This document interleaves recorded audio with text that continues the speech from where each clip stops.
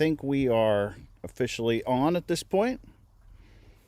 So hopefully you guys can hear me. And if you can, as I said before to my class, this box down here is where you should be texting if you want to talk to me. And this box over here is the nighttime camera that we can see the constellations that we're about ready to go through today. And down in the corner there is a set of questions that I'm going to be typing for you guys to look at and answer as I'm talking. So I've typed in the first question. I'm going to have a cup of coffee here as I'm waiting for people to start streaming. And we are currently looking due south, effectively, about, let's see, 1, 2, 3, 4 fists up in the sky. Okay, so we're looking due south, 4 fists up, straight up in the sky. And we see a constellation, which is one of the great constellations of all time. And the question is, what is this constellation that we are currently looking at? So let me just show you what I'm looking at. Okay, so the constellation I'm interested in is this one right here. Right? What constellation is that I just circled with a square? What is it? I'm not currently certain that people have logged on yet.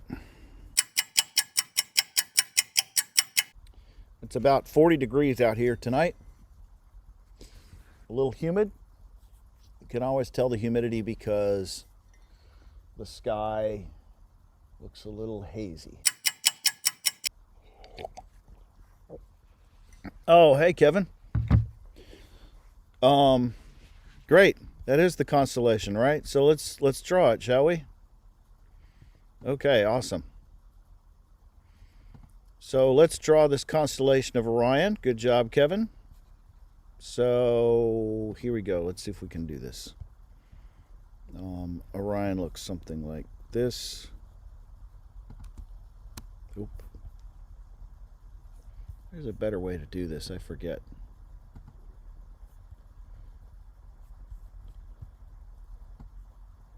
Hold on real quick.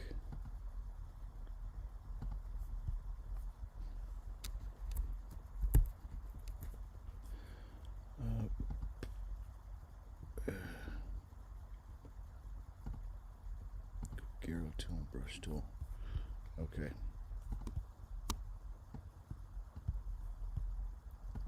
Well, we'll draw it anyway.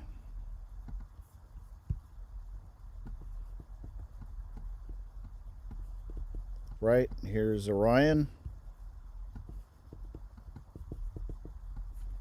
Sorry, it's always a little bit hard to get started here. And here's his head. And actually, there's some bow action going on here too. Okay, so there's Orion right there. Awesome. Next question for you guys. Let's see. Here's the next question. What do we see hanging off of Orion's belt? Okay, so Orion's belt, of course, is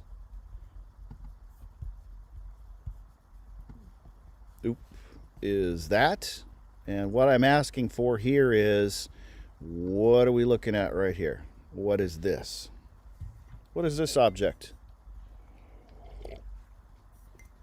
Is it a set of stars? What do you think?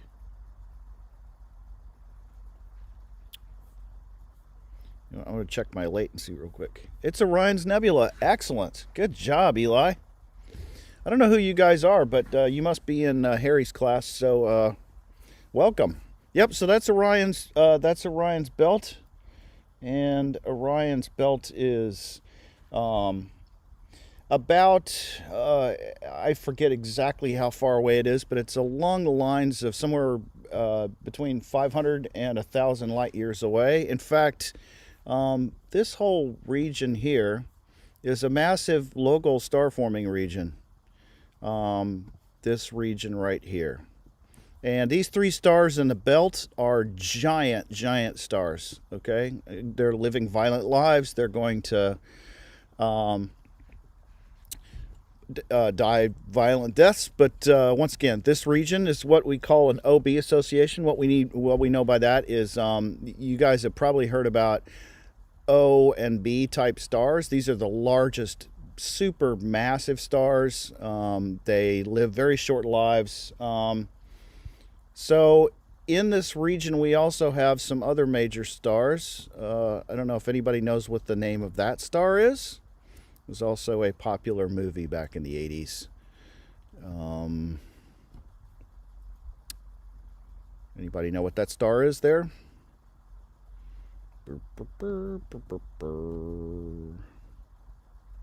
Maybe not. So that's Betelgeuse.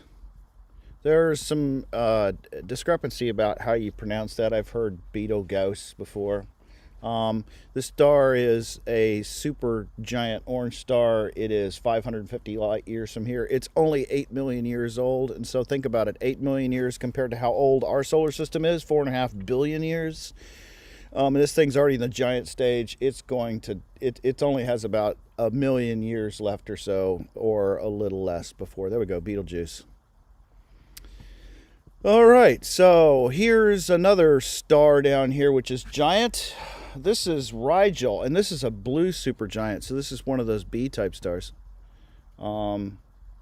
It's only 8 million years old as well, and it's fusing helium in its core, and it's well on to the multiple shell stage of star life before it explodes violently in a stellar death as well.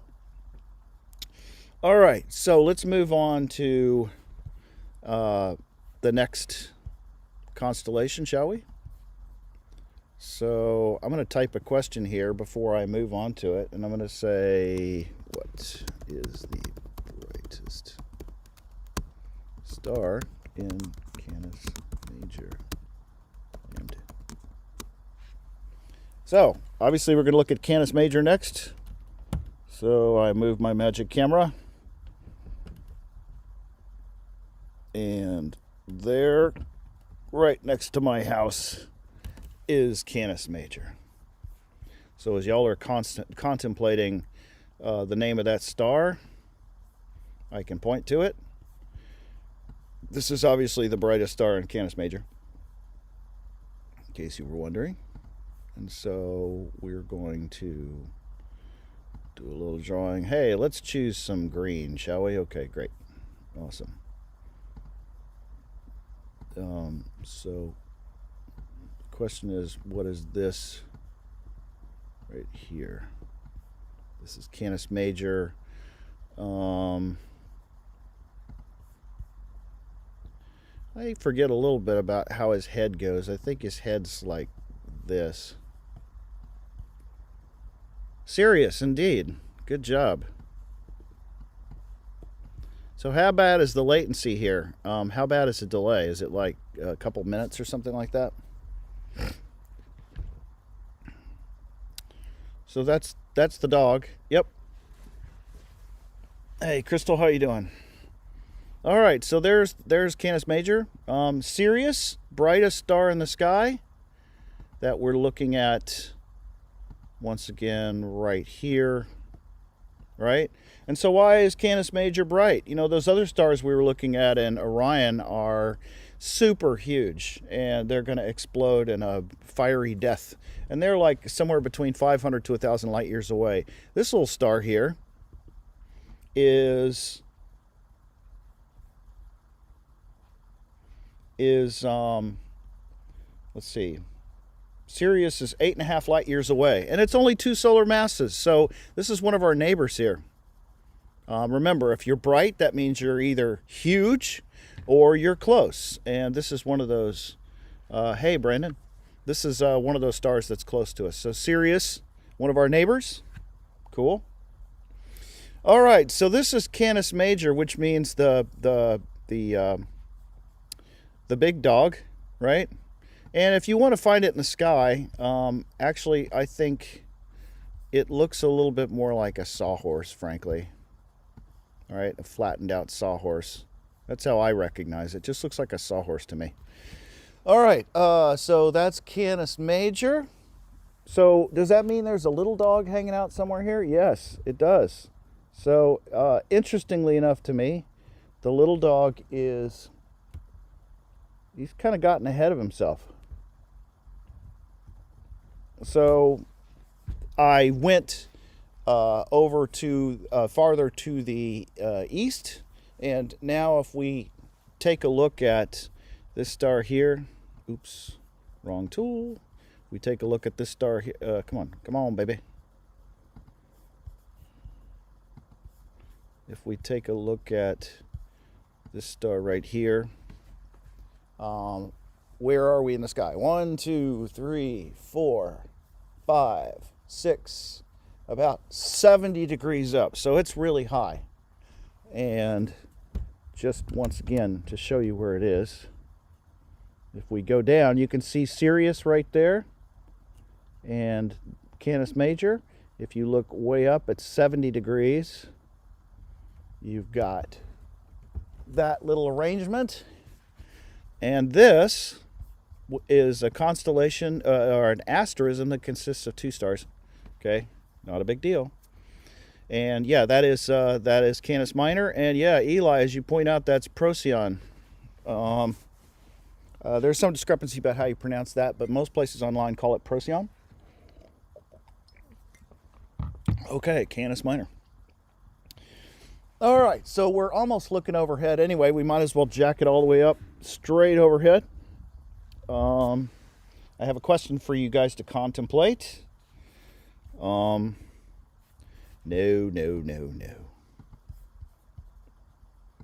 I hope this isn't too alien of experience with you. With this latency factor on the website. Does the constellation of Gemini represent? And when I say constellation, I should really say asterism. You remember a constellation is a region in the sky, whereas an asterism is the collection of sticks that you draw. Whoa, what was that? That looked like a meteor that just flashed by. Did you guys see that? The collection of sticks. The collection of...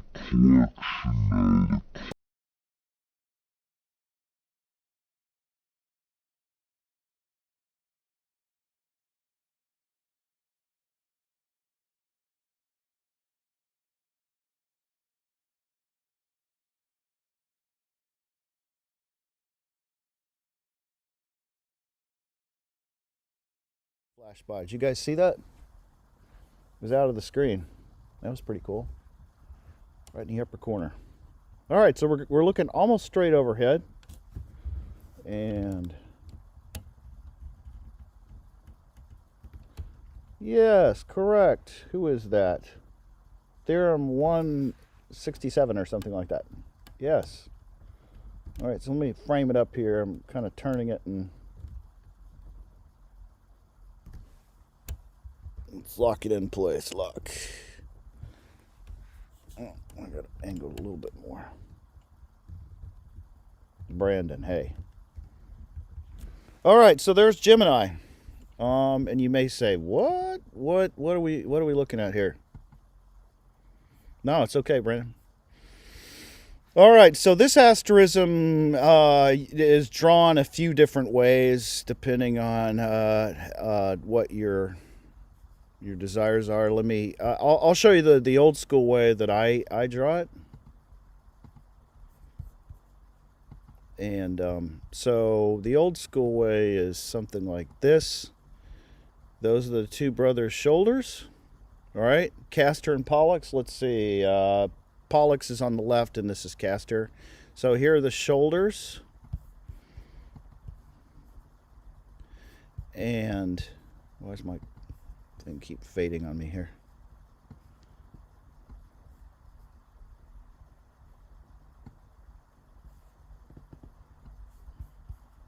Come on, stop fading.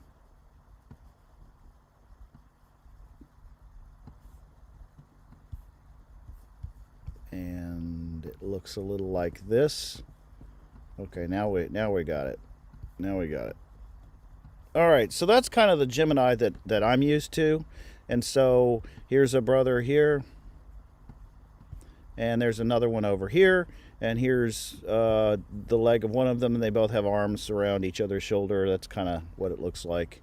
There is another asterism shape that you can draw with Gemini. Let's see, where is it? So we're going to crank open, we're going to crank open Stellarium.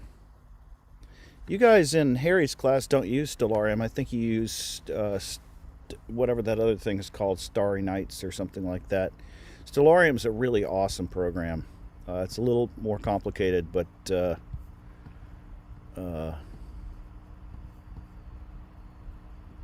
okay, so here is the other asterism that you can see. And see, it looks kind of like two brothers with arms across, and here's Pollux and Castor, and here are the legs. So that's kind of the way that one looks. So it's a little different. A lot more stars actually in the night sky. All right, so where are we looking next? Oh, okay. All right, we got a treat for you now. So we're pointed almost straight overhead. We're actually going to go brush past Orion again and look at the constellation of Taurus. So my next question I'm going to type up right here. Name the two open clusters in Taurus. And then we'll actually look at them. I guess that's really more of a period, right? Period. Or colon, I don't know. Figure it out. All right, so I'm going to go down from pointing straight overhead. We're going to hit Orion and his dog, right? There's Orion. And we're going to take a hard right. Oops, sorry, it's a little jerky here. Woo, there we go. Yes. Yes. Okay, so that is the main portion of Taurus there. Hey, Edward, how are you doing? So, what do you think about that question? Name the two open clusters in Taurus. And the question is, where are those two super famous open clusters in Taurus? I hope you don't mind. I'm drinking some coffee. It is freaking 40 degrees out here, and it is 4:50 in the morning. Pleiades. Excellent, Eli. So let me show you. Let me show you the Pleiades. That's at least one of them. So here is the Pleiades, right? It looks like the tiniest Little Dipper ever. And if I extend my finger up there, and I block the screen here. I've got another computer going here. I would say the Pleiades are probably 2 degrees apart, right? I can put 2 fingers over them to cover it. So that's about 2 degrees, right? And if I put my fist up in the air, Taurus's face, this is Taurus's face, right? Looks like a V. So that constellation looks something like this. I got to turn the clock off, I guess. Right.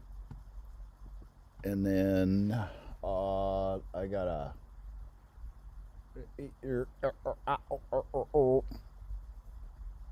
boom. There we go. It's right over there. And then there's another horn somewhere up here off the screen. So that's kind of Taurus there. I pointed out the Pleiades. So the other question here is, oh, cool. Yeah, so just find the V. Just find the V right here, Brandon. And once you got the V, it is about 1 fist over to the right, so about 10 degrees from here to here. Okay. Anyway, so where's that second open cluster? So this is an open cluster that's really close by. It's the second closest open cluster to us. So where's the first? It's this. This whole V shape of Taurus is actually an open cluster in its own right called the Hyades. Let me spell that for you in case you...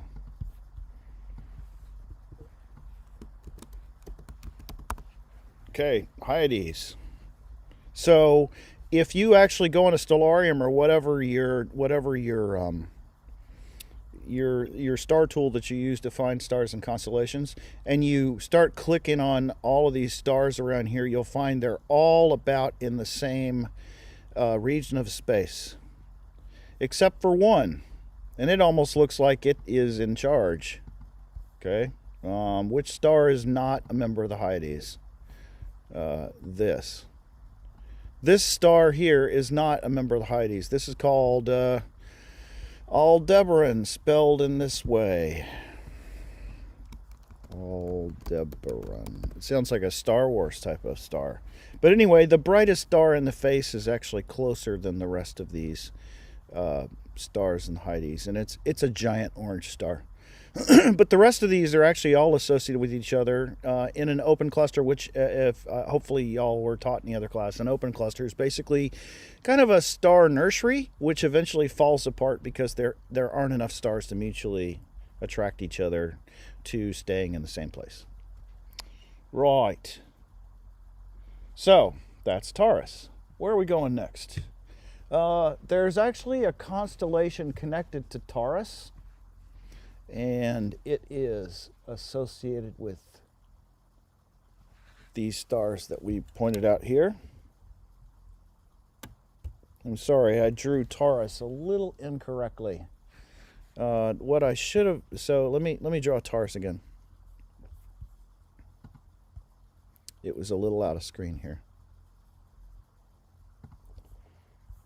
I don't want the arrow. I want that. So Taurus looks like this. Is that right?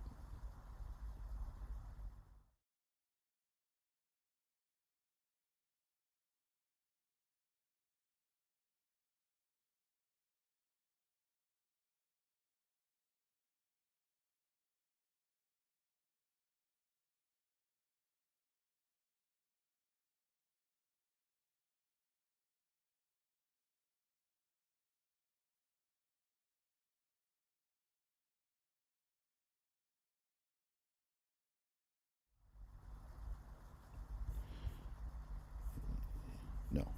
No.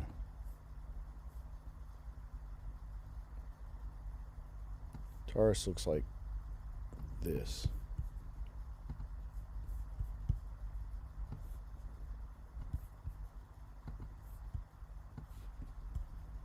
I'll do it again. Sorry about that. Taurus looks like that. Right next to Taurus, though, if I move up, is another constellation that is actually connected to one of Taurus's horns. All right. And I guess the question would be, let me type it here. Oops.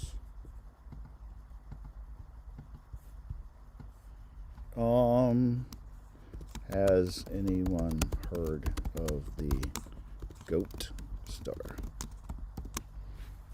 And if you have heard of the Goat Star, tell me what you know about it. And so I'll point out the Goat Star in a little bit. But there's a constellation called Auriga. And he is the charioteer. And let me show you that constellation here. Kind of looks like a pointed shape there. Sometimes people draw it as sort of 6 different points. So sometimes people draw it like this. Hexagon. And it is connected to one of Taurus's horns here by that. So that is Auriga. Hey, Ribley. Right, so I guess nobody knows what the goat star is. Where is the goat star, first of all? So let me show you. The goat star would be right there, okay? And it is known as Capella. And I think the concept is that the charioteer also is a minder of goats, and there's this little region in the sky here that this star Capella is associated with, and I guess this is like a little set of goats that the charioteer is taking care of. I've never been able to find, there's like a little tiny side asterism here that basically represents goats. But anyway, this is known as the goat star because there's supposed to be a little collection of goats here that the charioteer is kindly taking care of. All right. Anyway, Arga's a really cool constellation. You might have seen in the camera along with Taurus that basically Arga's kind of jammed up into the Milky Way. And that's why you see all of these kinds of light stars here. There's a lot of stars associated with the Milky Way as it travels through this particular region. All right. What else can we see here? I just want to turn this off. So that's Taurus there. Okay, right. So Arga is 1, 2, 3, 4, about 5 fists above the horizon. So if we come down to about 4 fists, we're going to lower this camera a little bit and look over here.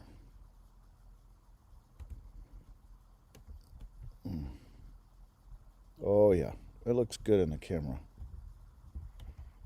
Okay, so here's a constellation here. Okay, this is the constellation of Perseus. And there's a special star right here that you may have read about, folks. We talk about it in class during the binary star discussion. This is Algol. So you remember from class, folks, what makes Algol special as a star? You remember that? So I'm going to hide this and type the question, what makes Algol an interesting star? I'm going to give you a hint. Star. What makes it interesting? Okay. So while we're doing that, I'm going to draw the asterism. So type your answer in. Okay. So here is the asterism. It looks something like this.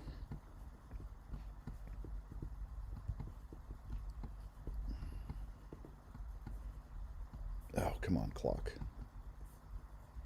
Let's start that over again. I just don't quite have it together at 5 in the morning. Sorry about that, folks.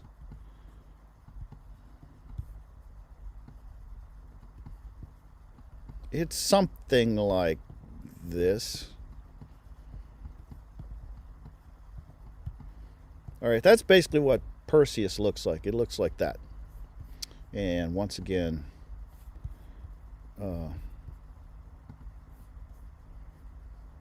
Algol is this star. Okay, people from my class, come on. Oh, sorry, that's the wrong one. This is Algol.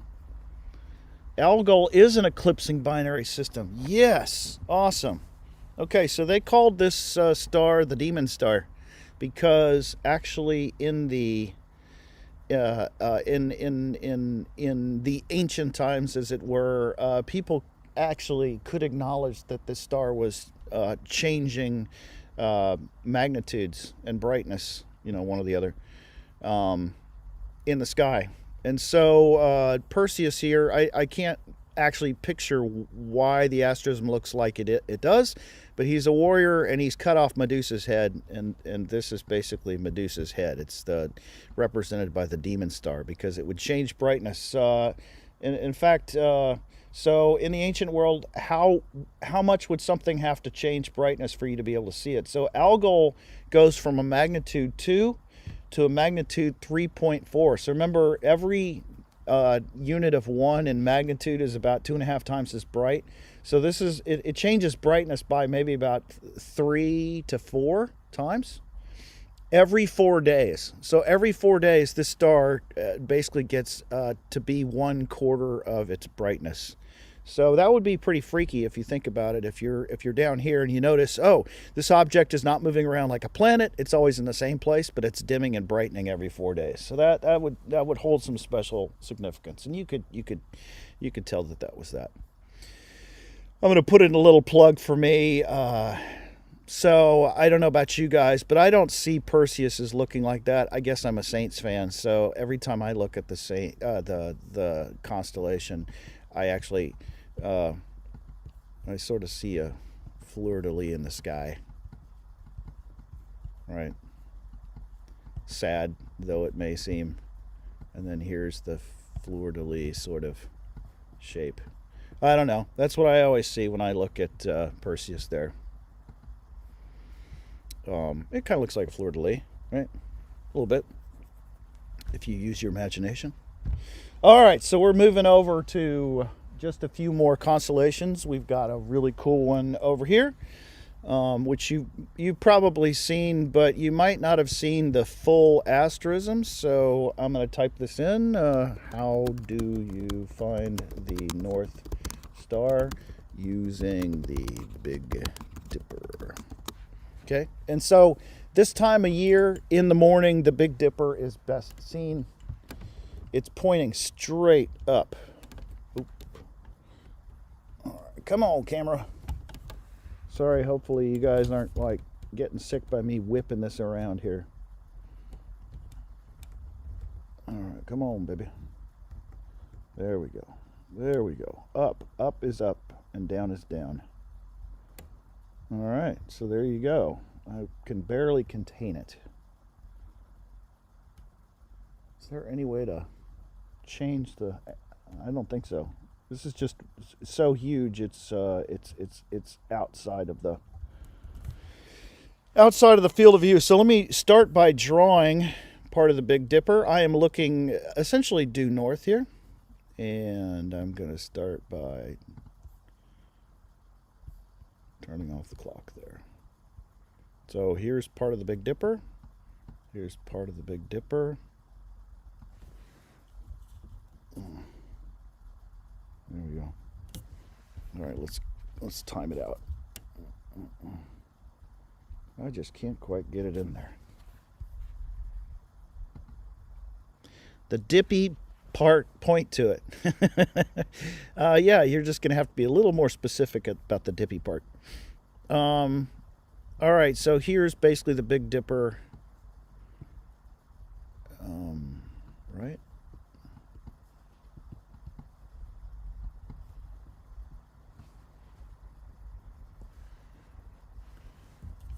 Have I got the right stars? Yeah, I do.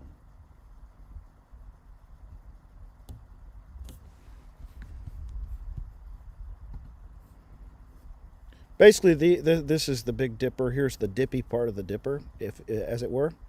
And here's the handle. Okay, handle.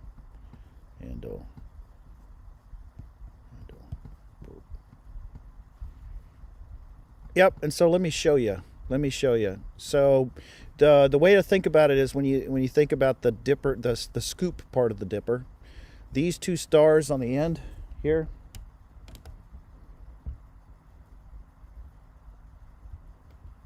these two stars on the end of the dipper, these right here,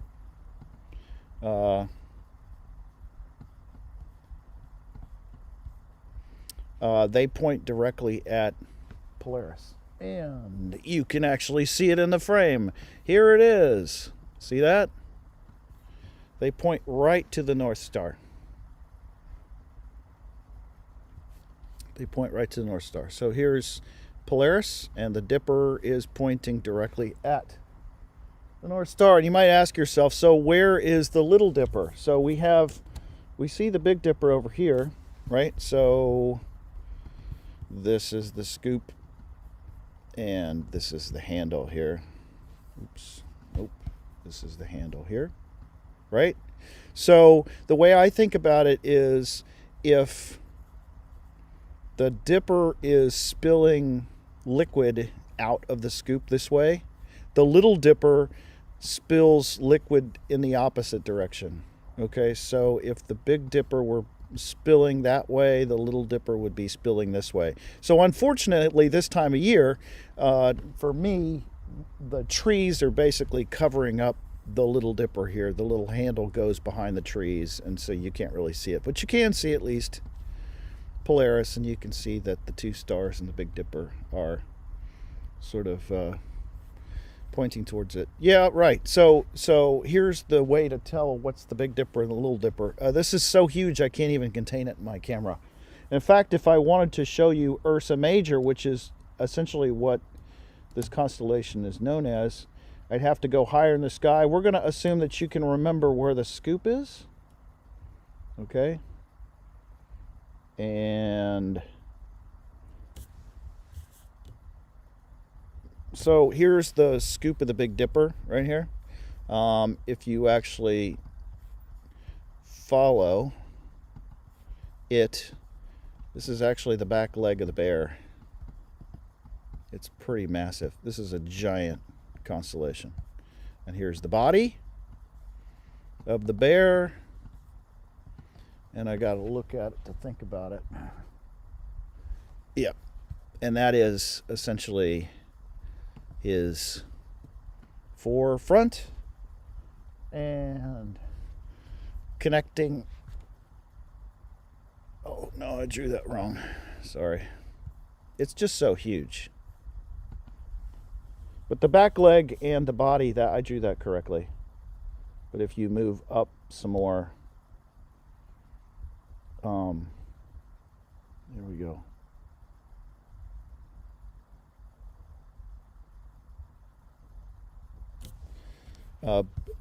Basically, come on. Basically, his body looks something like this, connected on there, and then there's the front part. I'm really blowing this drawing here, but he's got a front leg. So let's go to Stellarium, and I'll show you what he looks like, because it's no.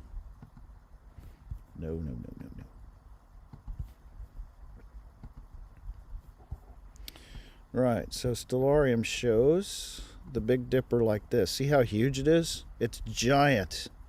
It's giant. We couldn't even get the whole dipper in the screen, and so here's the leg coming off, and then here's this other leg coming off the front end. So it's a giant constellation. If I try to measure it as I see it in the sky, from the tip of the dipper, it's 1, 2, 3, 4, 5. It's about 50 degrees across from it's about 50 degrees across from here to here. It's giant. It is giant.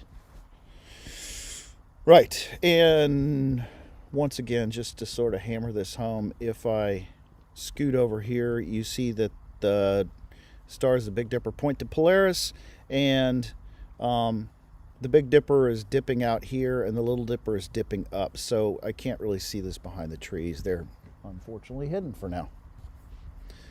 All right, last constellation here. Last constellation. And I'm going to scoot over to almost due east. So what's the line in the sky that runs through the zodiac from east to west in the sky? Let me type that in. What is the line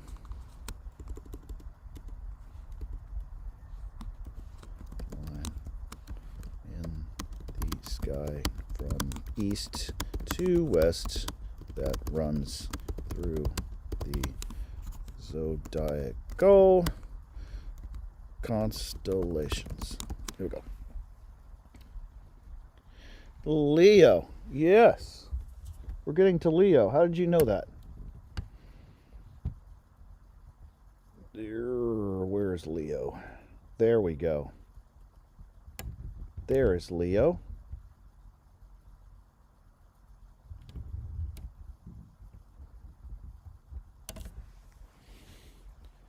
All right, there he is. He's a little bit buried by the trees too. So how do you recognize Leo? And somebody answer this question about line in the sky, by the way. But I am looking at a lion. That's exactly right. Maybe my Texanisms were making it sound like lion. But line, what's the line in the sky? So let me show you the lion off to the east. All right, turn the clock off so that it doesn't fade. It looks like a big backward question mark, okay, with some other lines. So here's the question mark. Do, do, do, do, do, do. Right. And then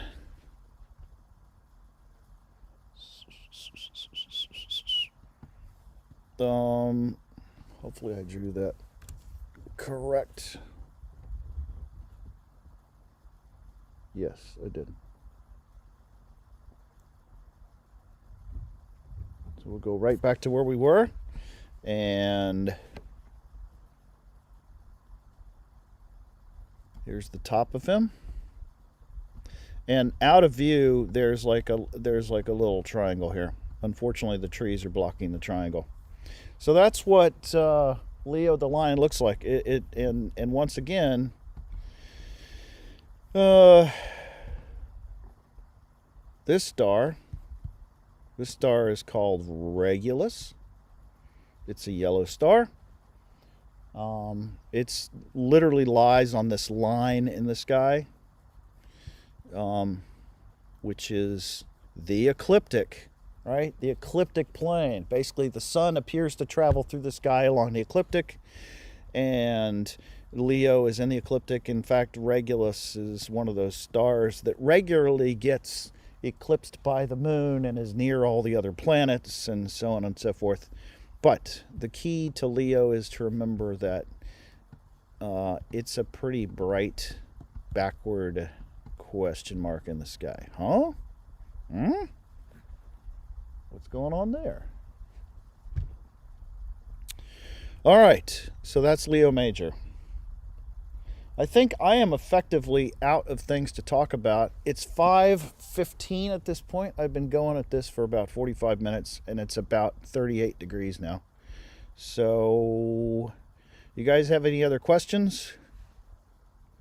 I guess I'll leave you guys with the little final shot of... sorry. Dog's about ready to jump on my roof. There's Orion, and we'll scoot it on back to the Hyades and the Pleiades that are just hanging over my roof at this particular point.